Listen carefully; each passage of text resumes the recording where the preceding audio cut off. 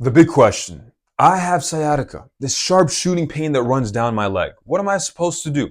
The best thing that you can do right now is adjust your nutrition, meaning avoid the sugary foods, the cakes, the sweets. Adjust your sleep. Make sure that you sleep early, benefiting from the early hours of the night. Engage in cardiovascular activity. Get the blood to flow and rush through the body, and perform postural changes throughout the day so that you are not staying stagnant in one position, which can also further aggravate your sciatica. Making these changes helps to create the best environment to promote healing. Now, let's say you do these for a few weeks and the pain is still there. My sciatica, my sharp shooting pain is still at the same level, same intensity. What am I supposed to do? Before we jump into that, what is sciatica? The body has 400 nerves spanning 45 miles long. These nerves carry messages up to the brain, such as hot and cold.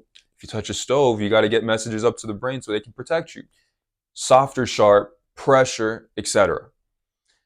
With sciatica, there is a nerve in the lower back that gets irritated. Why does it get irritated? Either from mechanical pressure, or it could be from chemical inflammation surrounding the nerve. And this causes that nerve in the lower back to get irritated.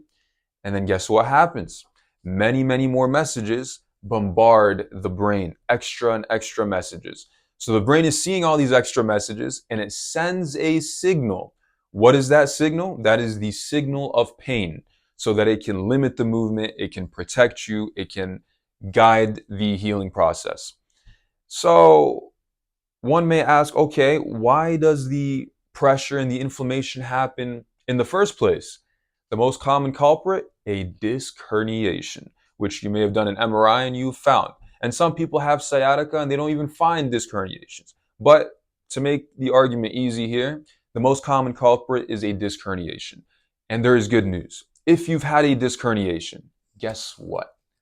In a matter of 6 weeks, your immune system, through immune cells, they take care of this disc herniation by eating away at anything that had been excreted or sequestrated outside of the disc. So the disc herniation is not going to be at fault for the rest of your life. It is taken care of.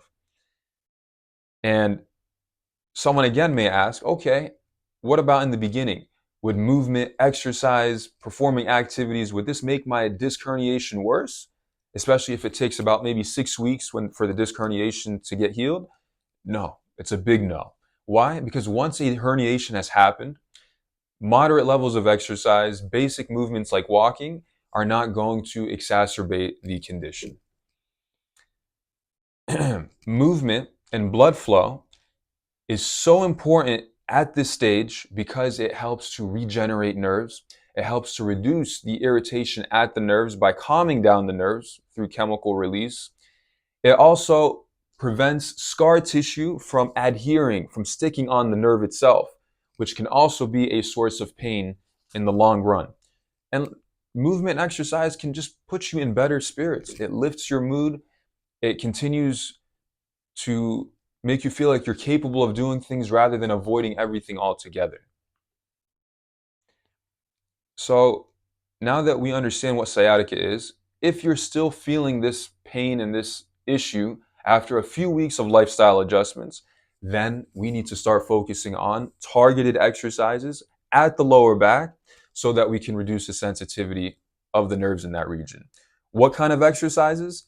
Exercises like pelvic tilts in a variety of positions like lying down, sitting, standing, performing glute squeezes, also in the different varieties of positions, performing lumbar extensions, isometric, meaning you hold a position of being bent and then lifting up and then holding this position, contracting your paraspinals in the back. And isometrics have been shown to provide an analgesic effect, which basically is a fancy word meaning pain relief. When we do these exercises, again, it helps to reduce the nerve sensitivity, that nerve irritation that we discussed earlier that happens with sciatica.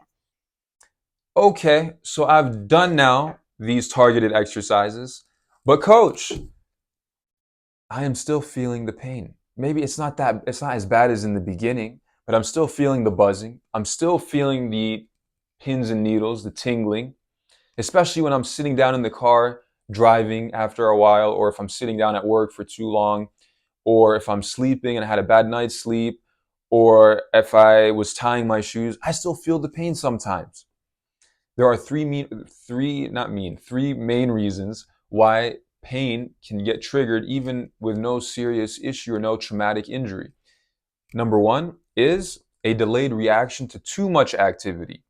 So that could be, walking for too long or performing an exercise for too long, whatever it is.